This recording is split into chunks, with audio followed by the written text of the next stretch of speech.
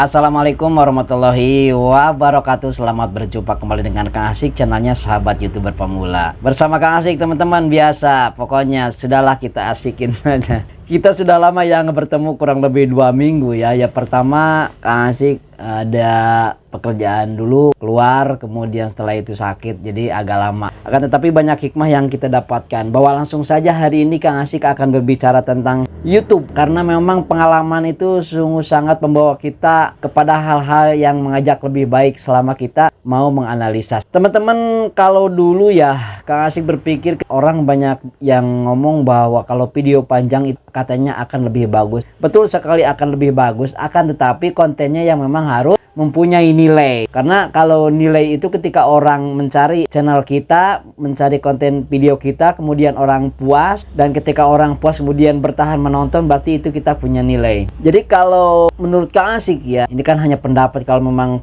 teman-teman punya pendapat yang lain juga itu lebih baik, silahkan berkomentar saja. Bahwa untuk konten video itu kalau yang bernilai, bagusnya apa? Untuk yang belum monetisasi, berarti akan cepat untuk menambah jam tayangnya. Kalau bagi yang sudah monetisasi ketika kontennya bernilai, itu berarti kan durasinya panjang. Ketika durasinya panjang, maka iklan yang masuk juga akan banyak. Ketika iklan masuk banyak, itu adalah penghasilan buat kita. Lah percuma saja misalnya kita malas nih membuat konten, harus panjang terus, sementara di samping itu kita kan punya pekerjaan yang lain. Akhirnya membuat konten tidak, kerja pun terganggu karena pemikiran bahwa aduh saya ini belum membuat konten gitu kan. Tetapi membuat konten pendek tidak mau. Ini adalah pemahaman yang harus kita sikapi secepat mungkin teman-teman. Berdasarkan pengalaman saya bahwa tidak apa-apa kita membuat konten yang pendek dalam durasi misalnya 2-5 menit. Karena sebetulnya untuk memanjakan mata itu tidak bisa lama-lama teman-temannya. Kalau ngasih perhatikan hanya sampai 2-5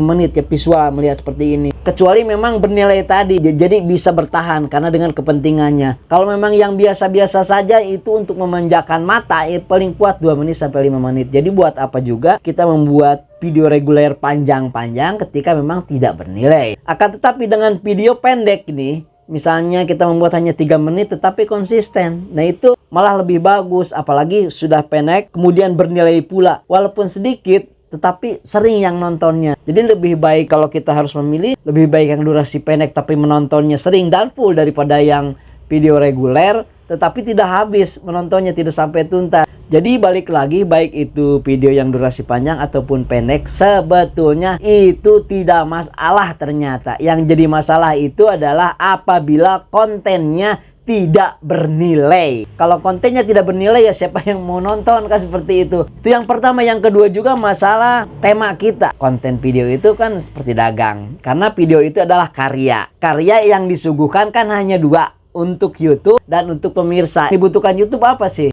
Videonya adalah yang original dan tidak melanggar komunitas, kan seperti itu. Kemudian untuk penontonnya adalah yang bernilai tadi, yang berkualitas itu yang bernilai. Sehingga di sini subscriber pun ada bermacam-macam ya. Ketika menontonnya penasaran, pasti orang akan melihat, apalagi thumbnailnya sebagai gerbang awal menarik. Nah, yang datang itu kan disebutnya penonton baru. Kemudian setelah itu menontonnya puas, kemudian bernilai, maka penonton itu akan menjadi subscribe. Ketika penonton sudah menjadi subscribe, keesokan harinya kita konsisten mengupload video dan kebetulan sesuai dengan minat yang menonton, maka mereka akan menonton lagi. Maka itu disebutnya penonton setia. Penonton itu ada penonton baru, ya ada penonton yang subscribe doang. Kemudian ada penonton yang setia. Jadi penonton yang setia ini yang kita harapkan. Dengan catatan yaitu tadi, balik lagi, kontennya memang harus berkualitas. Jadi itu saja kalau kata Kang Asik. Terus yang Kang Asik coba adalah seperti ini. Kalau kita misalnya dagang dari tempat ini hasilnya misalnya 5, tempatnya hanya 1. Katakan tempat itu adalah channel seperti ini ya. Channel Kang Asik hanya 1, tidak punya channel yang lain. Kalau kata Kang Asik ya seperti Indomart ataupun Alfa ya. Kadang-kadang berpikir kenapa sih selalu berdampingan, kadang-kadangnya ada Alfa, ada Indomart gitu kan.